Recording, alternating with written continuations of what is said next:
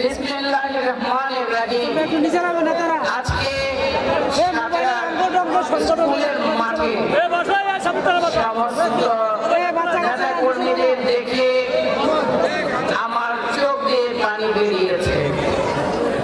আমরা আসলে মানুষের ভালোবাসার জন্য কাজ করি।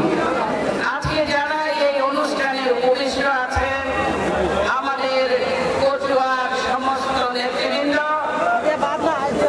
আমাদের বাংলাদেশ জাতীয়তাবাদী দলের সমস্ত নেতাকর্মী সমর্থক যারা আছেন, আসসালামু আলাইকুম। আজকে আমি বলতে চাই, উত্তর এলাকায় আপনারা যে শোডাউন করেছেন, আপনারা যে ভালোবাসা দেখিয়েছেন, আমরা সত্যি আনন্দিত। আজকে আপনাদের এই এলাকায় আমরা যখন আসি, আমরা বসি, আমরা আপনাদেরকে দেখি, ভালো লাগে।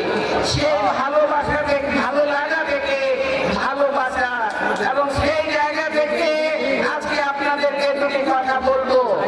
সেই কথাগুলি হলো, আমাদের ভিতরে এখনো আওয়ামী লীগের ব্যাপারটা বাস করে।